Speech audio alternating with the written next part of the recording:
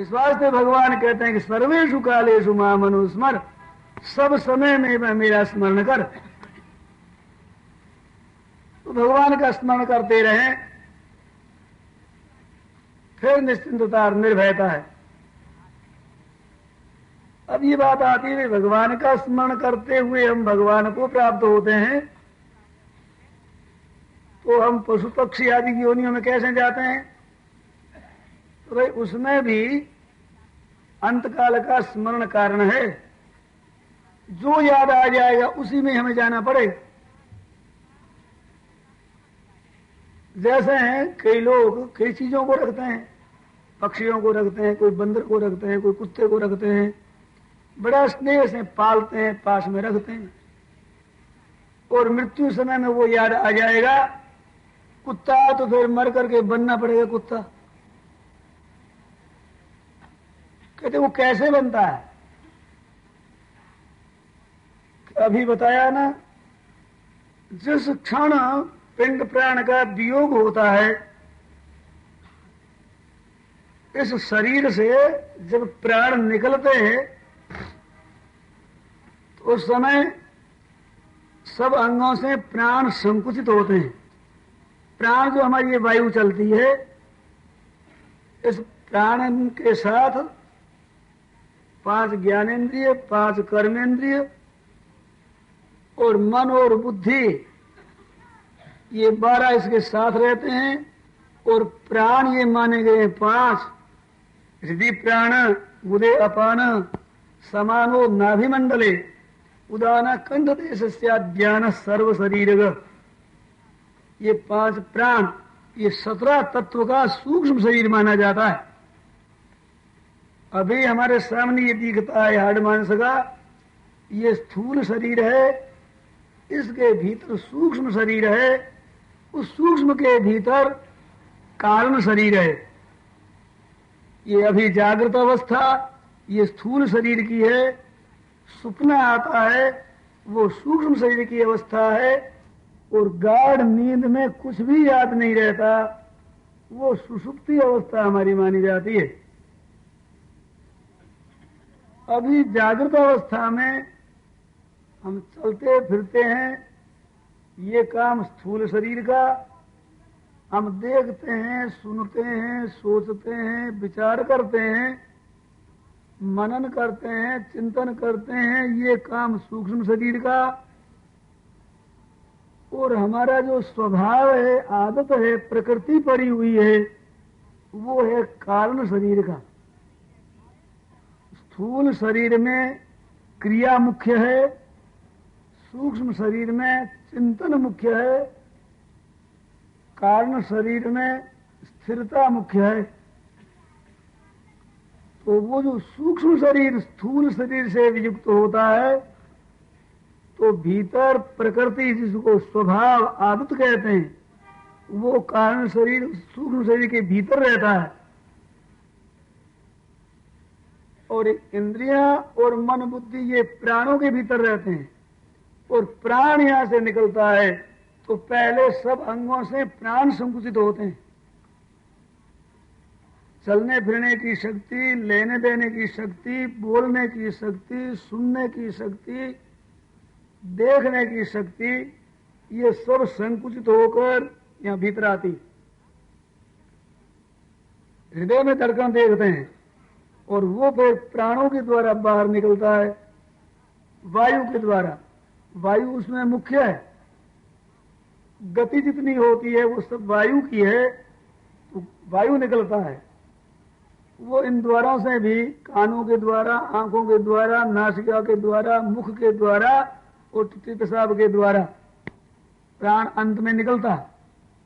तो अधोगति में जाने वालों के प्राण नीचे के दरवाजों से निकलते हैं, ऊर्ध्व गति में जाने वालों के प्राण इन दरवाजों से निकलते हैं। और योगाभ्यास करके, प्राणायाम करके जो प्राण छोड़ते हैं, उनके लिए 10वां द्वार है, बड़ा शब्द होकर यहां से प्राण निकलते हैं। तो प्राण निकलने पर दूसरे शरीर की प्राप्ति कैसे होती है? तो जैसे आपको बताया, कोई एक आदमी है और मर रहा है, कुत्ते में उसका रहा स्नेह, पास में वो रहा, अंतकाल में वृत्ति उधर चली गई। तो ज्यों ही वृत्ति उधर गई और इधर से प्राण छूटे तो मन में कुत्ते की आकृति पकड़ी गई। जैसे कैमरे के प्लेट में सामने वाली आकृति पकड़ी जाती है, इस तरह से भीतर के मन में प्राण छूटते समय जो संकल्प आया वही आकृति पकड़ी गई और वो प्राणों के साथ में होकर बाहर निकली। अब वो शक्ति घूमती है तो किसमें पकड़ी जाएगी? तो भाई जिसके साथ संस्कार बने हुए हैं और वो जैसी मन की आकृति है और वैसी आकृति सामने आती है, उस कुत्ते में पकड़ी जाएगी। कुत्ते के वायु में श्वासों के द्वारा अथवा अन्न के द्वारा, खाद्य पदार्थ के द्वारा अथवा जल के द्वारा वो कुत्ते में प्रवेश होता है और फिर वहां से कुतिया में जाता है और वहां गर्भ बन करके और परिपक्व होकर के जन्म लेता है। वो चित्र उतरा गया, उसी समय उतरा कि जिस क्षण प्राण छूटे। परंतु आप कहते हैं कि हमारा चित्र हो, इंग्लार्ज करवाना है बढ़िया उसका, तो फिर उसका रंग भर करके ठीक बनाकर आपको देते हैं, लीजिए साहब। ऐसे ही अंतकाल के चिंतन के अनुसार वो गर्भ में जाता है, वहां वो रंग भरे जाते हैं। रंग भरकर समय परिपक्व पूरा होने पर अब निकल आता है चूं चूं करते। ये देखिए साहब, ये आपका फोटो तैयार है। वैसे जन्म हो जाता है। अब कहते हैं वो कुत्ते में क्यों पकड़ा गया? तो ये रेडियो के द्वारा जो शब्द है ये फेंका जाता है, तो वो रेडियो में पकड़ा जाता है मशीन में। अब शब्द लखनऊ से फेंका गया कि दिल्ली से अथवा विदेशों से आया,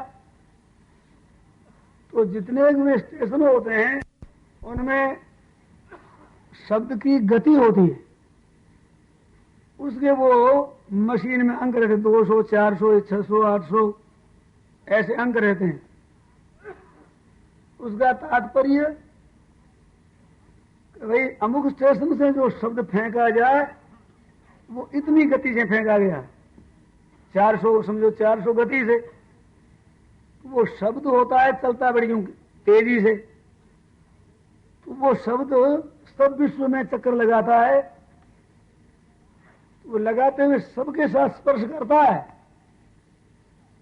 परंतु जहां उसका कांटा मिला हुआ है वहां वो शब्द पकड़ा जाता है और बोल जाता है, और वो कांटा ठीक नहीं होता तो वहां शब्द चक्कर लगाते हुए भी वो पकड़ा नहीं जाता, अगर ही चला जाता है। तो वो सजातीयता, जिस गति से शब्द फेंका गया उस गति के अंकों पर कांटा होने से उसमें पकड़ा जाता है।